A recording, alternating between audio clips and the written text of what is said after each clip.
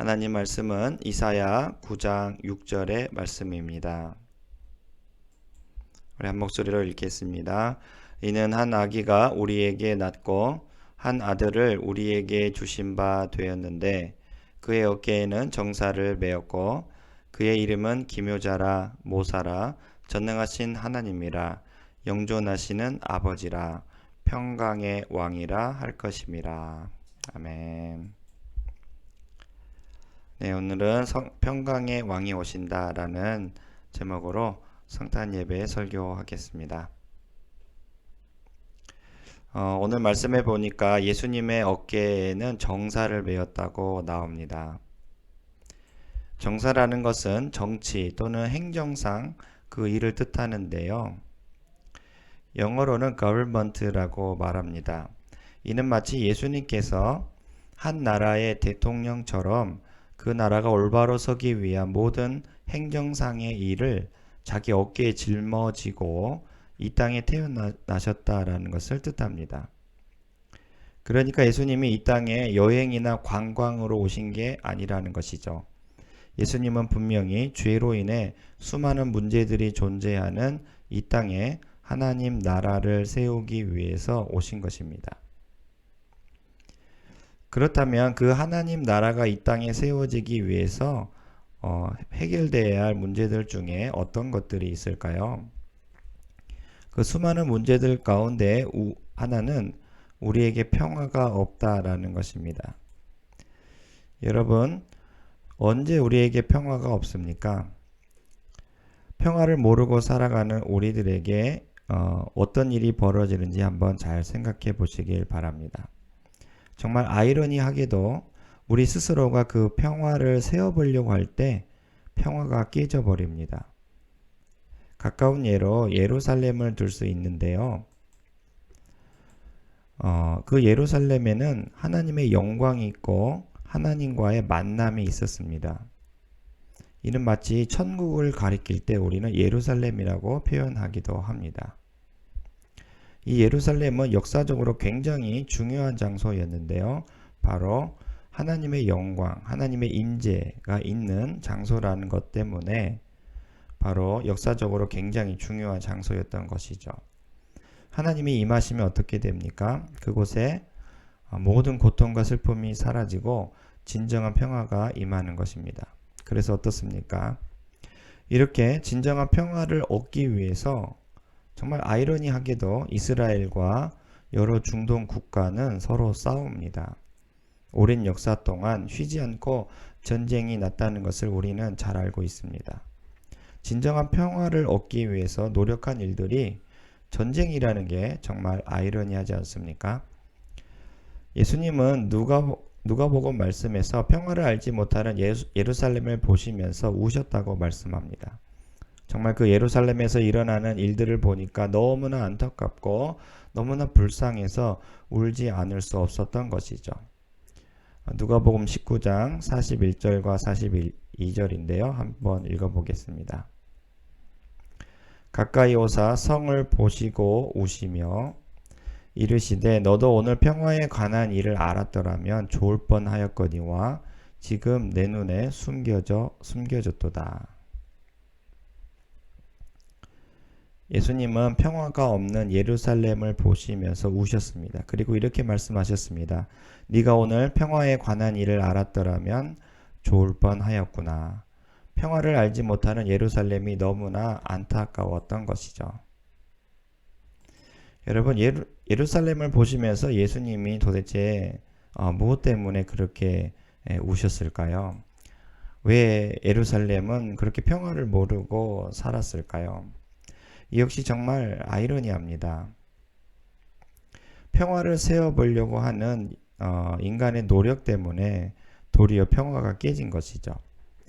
평화는 전쟁이 사라져야 찾아오는 결과입니다.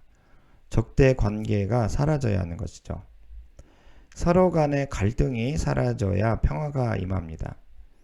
그런데 이 평화를 세우기 위해서 사람들이 생각해내는 방법은 그저 내 말대로 상대방이 잘 따라줄 것을 요구하는 방법입니다. 나름 자기가 생각하기에 이 요구가 우리의 관계를 잘 지키기 위한 최선의 방법이라고 여기고 그렇게 행동하지 말 것을 요구하는 것이죠. 제발 이런 행동을 하지 말아줬으면 좋겠어. 네가 자꾸 이런 행동을 하게 되면 나는 네가 너무나 싫어져. 이렇게 말하면서 평화롭게 지내기 위한 방법으로 상대방의 행동 수정을 요구하는 것입니다. 나와 잘 지내려면 꼭 이대로 따라줘 하면서 어떤 행동 양식을 제시하는 것이죠. 이런 것은 친구 관계, 또 부모 관계, 그리고 부부와 부부 사이의 관계에서도 빈번히 일어납니다. 그런데 이게 정말로 평화를 세우기 위한 길일까 생각해 볼 필요가 있겠죠. 결론적으로 말씀드리면 이건 평화를 세우는 길은 아닙니다. 오히려 자신이 왕이 되기 위한 욕망에 불과합니다. 뭔가 자신이 제시한 방법들이 서로의 관계에 화평을 일으키기 위한 지혜로운 방법인 것처럼 보이지만 실제로는 그 화평이라는 이름으로 상대방을 굴복시켜서 자신이 왕이 되기 위한 것입니다. 정말 아이러니하죠.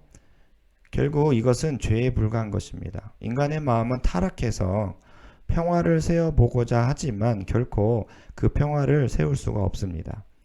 인간은 존재적으로 타락했기 때문에 평화를 세워보고자 한 그 모든 노력들이 평화로 나타나는 게 아니고 오히려 관계를 깨트리는 싸움으로 나타날 수밖에 없다는 것입니다. 그러니까 인간의 타락한 마음은 평화를 세우려고 했는데 그 결과는 갈등과 분열로 나타나는 이런 아이러니가 있는 것입니다. 예수님이 눈물 지으셨던 예루살렘이 그랬습니다. 평화로웠던 예루살렘이 굉장히 시끄럽고 요란했던 날이 있었습니다. 그날은 바로 예수님이 나귀 새끼를 타고 예루살렘으로 입성하시는 날이었는데요.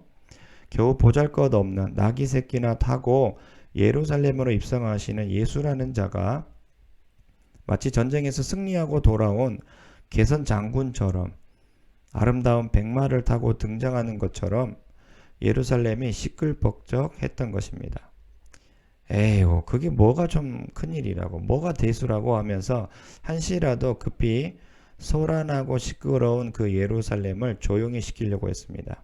그게 바로 예루살렘의 종교 지도자들의 노력이었습니다. 나귀 새끼를 타고 들어오시는 예수님을 향해 마치 하나님이 들어오시는 것 마냥 겉옷을 그 앞에 깔고 종려나무 가지를 흔들면서 기쁨의 큰 소리로 찬양하는 사람들과 제자들을 향해서 종교 지도자들은 하루속히 이 소란을 멈추려고 했던 것이죠. 그래서 누가복음 19장 39절에 이런 말씀이 있는데요. 무리 중 어떤 바리새인들이 말하되 선생이여 당신의 제자들을 책망하소서 하거늘. 그렇게 시끄럽게 소란을 일으키는 그 제자들과 사람들을 향해서 바리새인들은 책망해달라고 요구합니다. 그렇게 행동하지 말라는 것이죠. 그렇게 행동하지 않으면 예루살렘은 결코 조용하지 않을 것이다 라고 말하는 것입니다. 그러나 그들의 마음은 이랬습니다. 예수라는 자가 예루살렘에 들어오기 전까지만 해도 우리가 원하는 평화가 예루살렘에 있었는데 네가 그 평화를 깨버렸다. 이렇게 생각하는 것입니다. 여러분, 그 중심을 우리가 잘 살펴볼 필요가 있습니다. 결국 진짜 평강의 왕으로 오시는 예수님은 그들은 거절해버리고 자기가 원하는 그 예루살렘의 평강, 자기가 즉 왕이 되어서 이루고자 하는 그 평강을 예루살렘에 이루고자 한 것입니다. 결국 그들은 자신이 예루살렘의 왕이 되어서 평화를 이루고자 하는 그 욕망 때문에 또 다른 왕이 될 가능성이 있는 그 예수라는 자를 십자가에 못 박아 죽이고 말았습니다. 예수를 십자가에 못 박아 죽임으로써 그 예루살렘에 평화가 찾아온 것이죠. 그런데 이게 진짜 평화가 맞을까요? 평화가 아니라 살인이 아닐까요? 결국 인간은 자신이 왕이 되고자 하는 그 타락한 마음이 있기 때문에 평화를 세우고자 하는 그 모든 노력들은 아이러니하게도 분열과 갈등으로 나타날 수밖에 없는 것입니다. 이런 분열과 갈등을 해결하고 진정한 평화가 우리에게 전해지기 위해서 예수님은 그 어깨에 정사를 메고 이 땅에 평강의 왕으로 오신 것입니다. 그렇다면 예수님은 어떻게 평강의 왕이 되셨습니까? 어떤 정사를 그 어깨에 매셨을까요? 우리가 생각하는 것처럼 또는 그 예루살렘의 종교 지도자들이 생각했던 것처럼 내가 세운 평화를 위협하는 또 다른 왕이 될 수 있는 그 상대방을 죽이고 없애버림으로써 평화를 이루셨습니까? 아닙니다. 그분은 오히려 죽음을 택했습니다. 곧 자신이 왕이 되어 내가 만든 평화를 이루어 보고자 하는 우리의 죄를 예수님께서 대신 담당해 주신 것입니다. 제발 그러지 마. 그렇게 행동하면 안 돼. 하면서 우리의 악한 행동을 수정하려고 요구하지도 않으셨습니다. 그분은 그냥 그렇게 살 수밖에 없는 우리의 운명을 불쌍히 보시고 그분의 어깨에 우리의 불쌍한 운명을 대신 짊어지시고 우리 대신 십자가에서 죽으신 것입니다. 그러니까 예수님의 어깨에 메어진 종사는 자신의 힘과 지혜로 우리들을 짓밟아 이룬 평화가 아니고 그러한 평화만을 원하는 우리의 악함을 자기 자신이 대신 짊어지시고 하나님께 나아가서 대신 그 심판을 받으신 것입니다.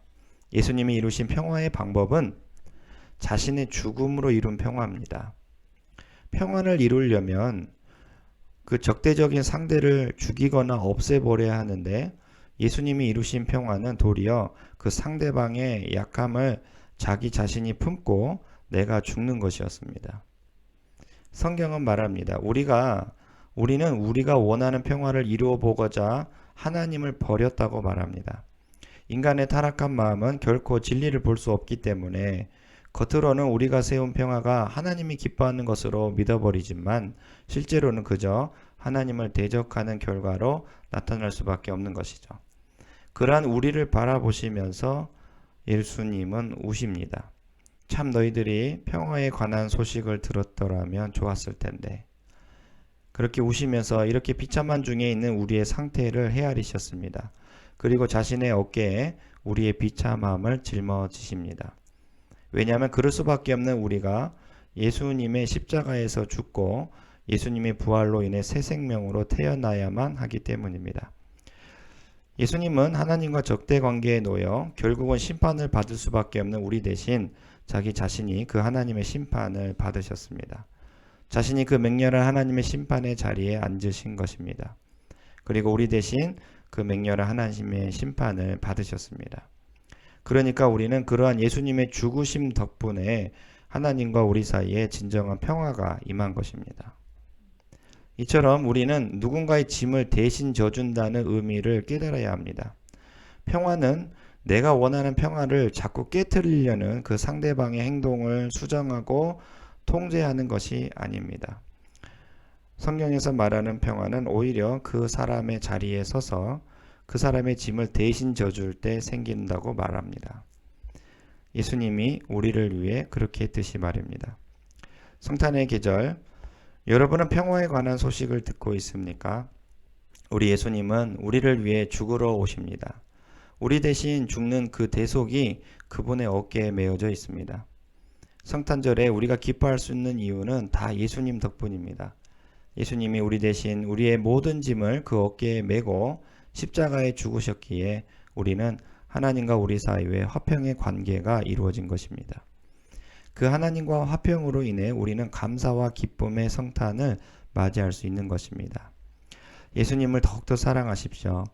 그분이 죽으셨기에 우리는 살게 되었고 그분이 가난해지셨기에 우리는 부하게 되었고 그분이 낮아지셨기에 우리는 높아지게 되었습니다.